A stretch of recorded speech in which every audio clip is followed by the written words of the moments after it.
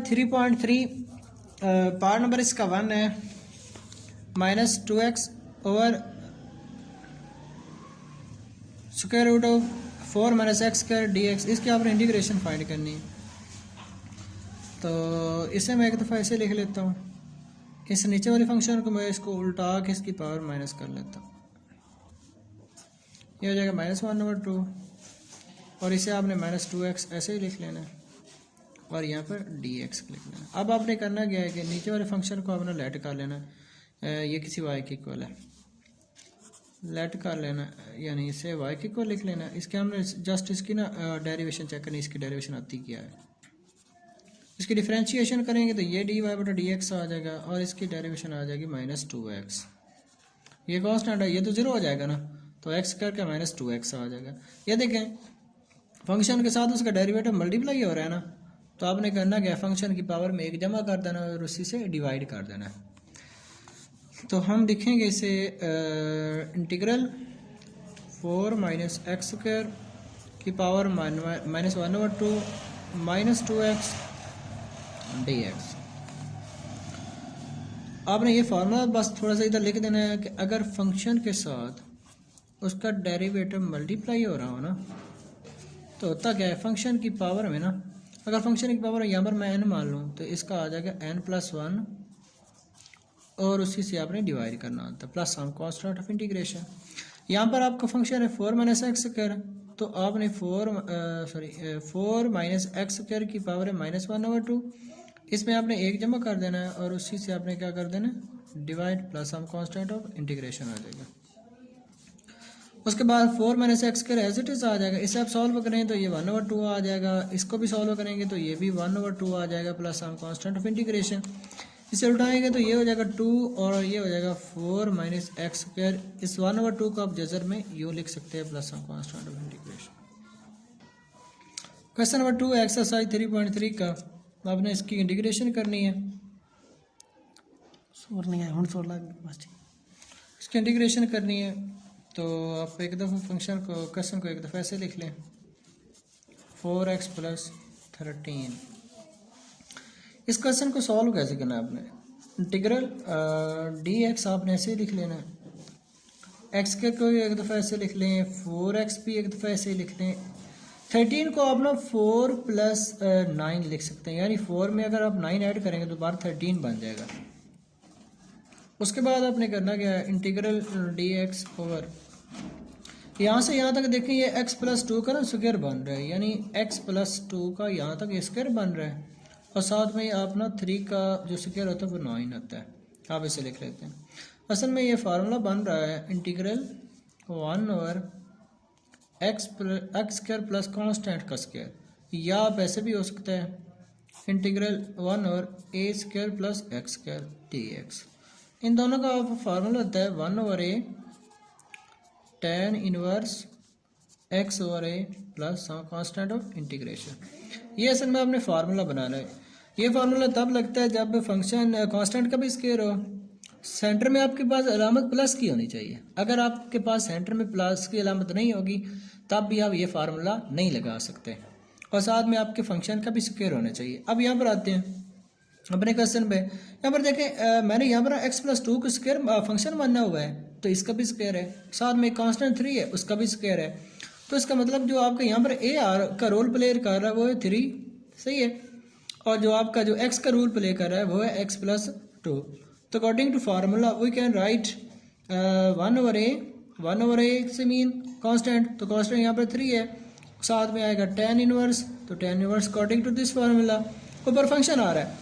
तो अब आपका फंक्शन है x+2 और उसके नीचे भी कांस्टेंट है, तो उधर आपके पास कांस्टेंट क्या है 3 plus some constant of integration. Question number 3 है, आपने इंटीग्रेशन फाइंड करनी है x² ओवर 4 + x² dx की। मैं एक दफ़ा क्वेश्चन को अगेन एक दफ़ा ऐसे सोल्यूशन में लिख लेता हूँ 4 + x² dx।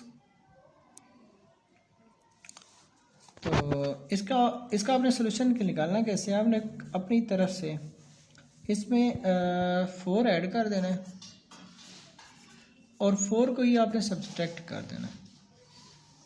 नीचे वाला फंक्शन आपने एक दफ़ा ऐसे लिख लेना। अच्छा, ये किया इसलिए है कि ऊपर भी स्क्वायर में आपके पास फंक्शन आ रहा है, नीचे भी आ रहा है। तो आप अगर इससे डिवाइड कर देंगे ना, यानी देखें उस नेक्स्ट टाइम मैंने इन दोनों को यानी इसके नीचे भी यही बटन लिख लेना, उसके भी नीचे, तो ये रकम कैंसिल हो जाएगी, उसके बाद आसानी से हम इसे सॉल्व कर सकेंगे। तो मैं इसे अब इंटीग्रल ऐसे लिख रहा हूँ 4 + x²। इसके नीचे वाला ये जो इसका डिनोमिनेटर है आपने इसके नीचे यूँ ही लिख लेना है। उसके बाद इस 4 के नीचे भी ना आपने ये डिनोमिनेटर को यूँ ही एज इट इज़ लिख लेना है। उसके बाद देखिए ये दोनों कैंसिल हो जाएंगे, तो आपके पास बच जाएगा इंटीग्रल, यहाँ पर 1 बच जाएगा और यहाँ पर ये 4/4 + x² या dx बच। नेक्स्ट स्टेप में आपने दोनों पे इंटीग्रल अप्लाई कर देना है। यहाँ पर भी ये कांस्टेंट जो 4 है ना, ये आपने पहले ले लें इंटीग्रल से, यहाँ पर 1 बच जाएगा और नीचे बच जाएगा 4 + x² का और dx। इसको देखने के बाद यहाँ पर तो सीधा आपके फंक्शन x आ जाएगा, ये 4 भी ऐसे आ गया। इसका मैं थोड़ा सा ना आपको समझा देता हूँ लहदा से कि यहाँ पर अगेन वही फार्मूला बना, आपने अभी हमने फार्मूला किया था कि कांस्टेंट का स्क्वायर प्लस फंक्शन का स्क्वायर, इसकी इंटीग्रेशन होती है 1 / constant tan inverse function over constant plus हम कांस्टेंट ऑफ इंटीग्रेशन। अब देखें, अब यहाँ पर फंक्शन सिर्फ x है, सही है, तो कांस्टेंट यहाँ पर आपने थोड़ा सा बना लेना इसे। नेक्स्ट टाइम में हम इसे बना लेते हैं। फार्मूला के हिसाब से कांस्टेंट का स्क्वायर आ रहा है, तो आपने इसका ना 2 का स्क्वायर 4 होता है, तो इसे यूँ स्क्वायर में लिख लेना है आपने। उसके बाद देखें यहाँ पर भी अब आपका फार्मूला कंप्लीट हो जाएगा। सॉरी, यहाँ पर x आएगा -4 और यहाँ पर आ जाएगा कांस्टेंट के हिसाब से 1/a, तो a आपका ना 2 स्क्वायर नहीं है बल्कि a है, सिर्फ 2 है। यहाँ पर देखिए फार्मूले आपके पास यहाँ पर a आ रहा है, स्क्वायर नहीं आ रहा उसका। तो उसके बाद आपने करना क्या है, फार्मूले के हिसाब से यहाँ पर tan इनवर्स आ जाएगा। यहाँ पर फंक्शन x है और इसका कांस्टेंट है 2 प्लस हम कांस्टेंट ऑफ इंटीग्रेशन, ये कैंसिल हो जाएगा, 2 2 4। तो नेक्स्ट में आपके पास आ जाए x - 2 tan inverse x/2 plus हम कांस्टेंट ऑफ इंटीग्रेशन। अच्छा, बच्चे अक्सर ये करते हैं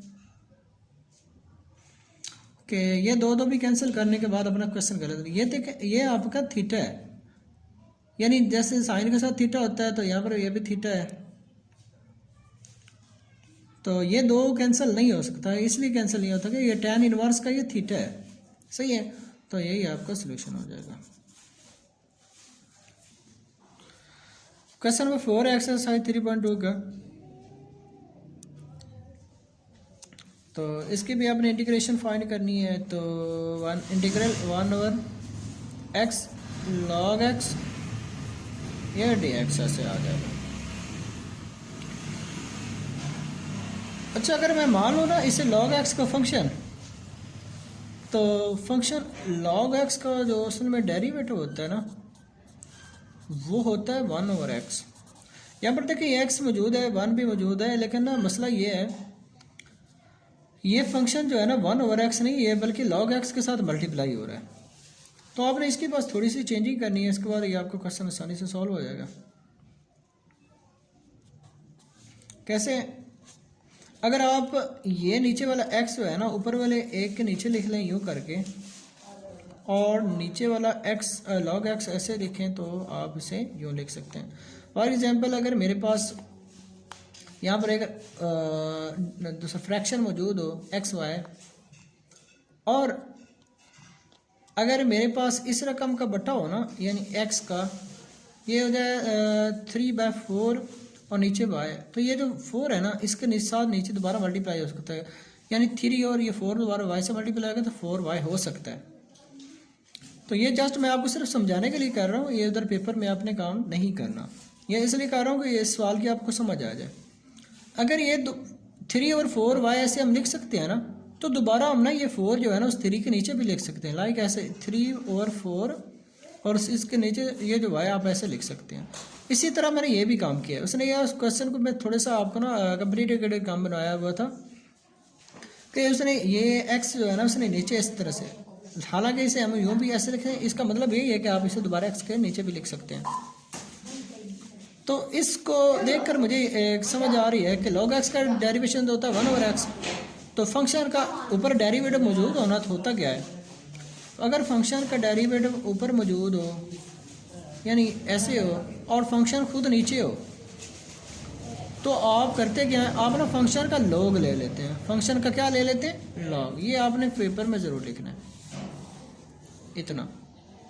फंक्शन का डेरिवेटिव नीचे ऊपर हो, फंक्शन खुद नीचे हो, तो उसकी इंटीग्रेशन होती है फंक्शन का लॉग।